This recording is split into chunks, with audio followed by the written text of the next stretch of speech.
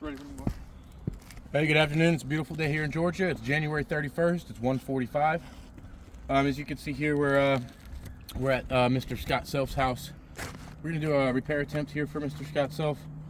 There's multiple wind damage shingles on this roof. This being one of them. You can see the chalk right below it from the adjustment. That's from the adjuster marking it as wind. I want to show you guys the tools that I'll be using today. We got that all-in-one approved roof snake. We have our shingle here on standby. I've got a precision nail puller for those hard to get nails, and hammer and nails. So what I'm going to do is just identify which tab this is a part of. This is a 3-tab shingle, so we know there's 3 tabs in one shingle. I'm going to do that by breaking the seals on the ones directly above, identifying that this is a far left shingle, so our tab is going to consist of these 3 shingles right here. And I'm going to use the flat end of this roof snake as it's designed. And I'm just going to go down the line, and I'm going to work these shingles, and I'm going to work their adhesive loose so that the shingle can just slide out pretty easily, and the shingle itself. And for the adjuster watching, you know there's 2 rows of shingles, 2 rows of nails in each shingle.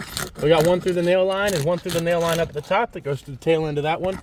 So I just want to double check, make sure everything's loose.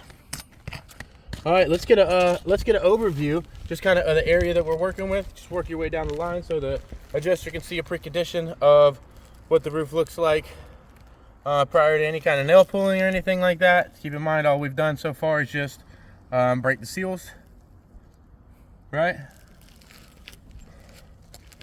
All right, we're going to be starting on this shingle right here. Yep. And let's get just a pre-condition check up close to this one, right?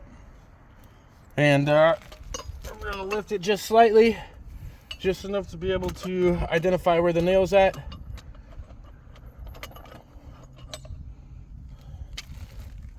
All right, we got one nail right here.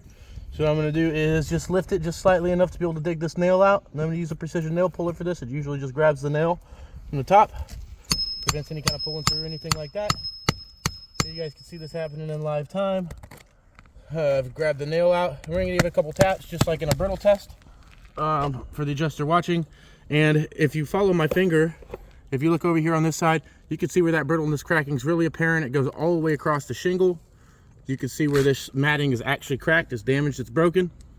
All right, now we go on to the next one. Let's get a pre-condition check of this. All right, same deal. I'm just gonna grab my precision nail puller and lift just slightly, identify where this nail is. Now notice I'm not going past 45 degrees. I'm not cranking back on these shingles. Most repair guys aren't this careful.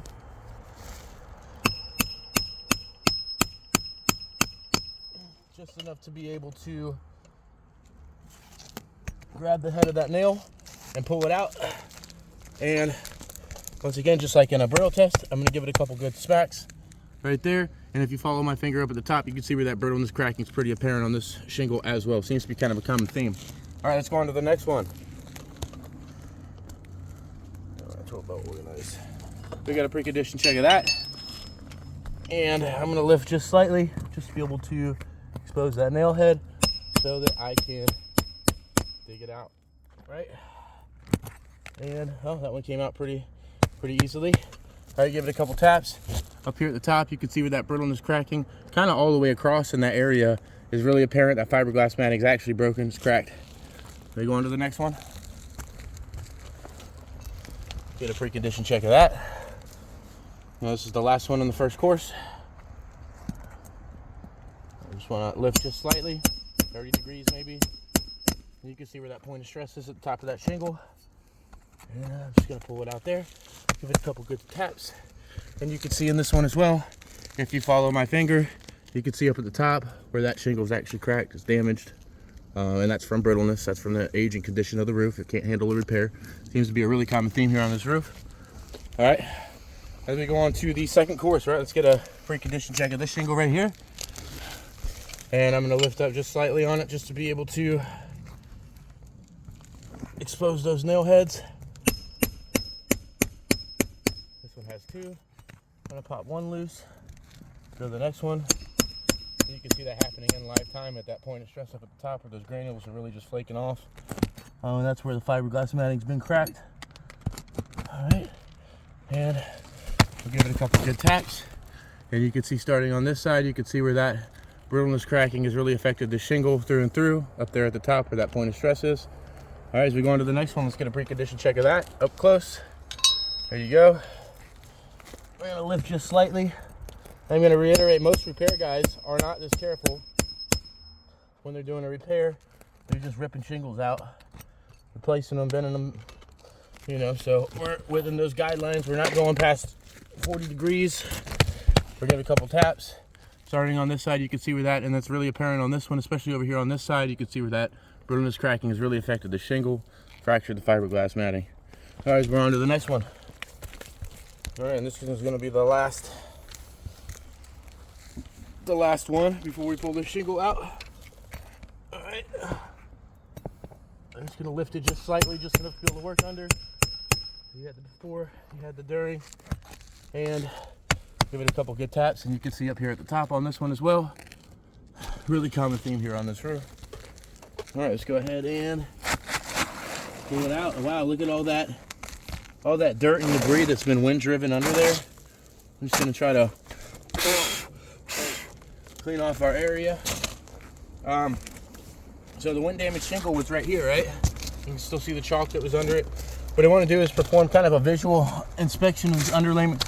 You can see pretty clearly right here, it's bubbled up. That means it's holding moisture right there. If that's not replaced as well, it's going to cause issues like mold and mildew. The underlayment really should be replaced on this roof as well, but hey, State Farm, right, really wants us to, right, just replace a couple shingles. And so we're not going to worry about it right now. We would just ask the adjuster watching to review this video, recognize that that underlayment also needs to be replaced. All right, so we got the shingle in place. Make sure it fits, right? This is the closest color match we could get. But hey, it'll do for now. So I'm just going to be hammering these nails in. Everywhere I pull the nail out, I'm putting a nail back in. I'm going to be using this roof snake for that portion, just to minimize any kind of lifting of the shingles. And I want to give it a couple good taps to start the nail off, and then finish it off. And then on to the next one. A couple good taps, and then finish it off. All right, on to the next one.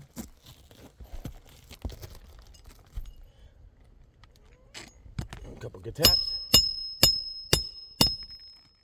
and finish it off.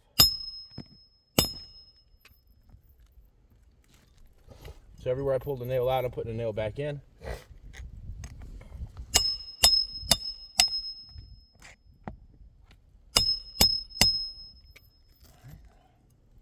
We're up in this side, and remember there was 2 right here that I pulled out, so I'll be putting 2 back in.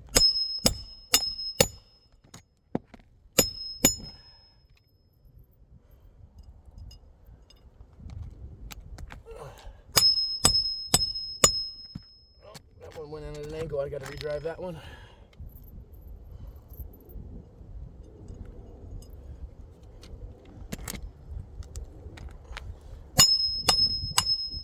Just want to start it off, make sure it's as straight as can be, and it's not. I have to redrive that one. Sometimes this roof snake's a little tricky. Alright, let's try this again.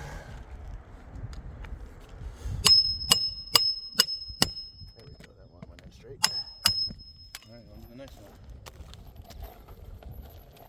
2 more nails left to drive.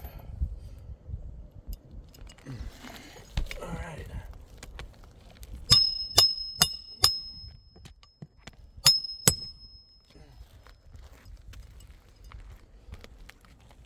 And this last one here. And make sure it goes in straight. And finish it off. So for the adjuster watching this video, you can see here clearly wherever the nails were pulled.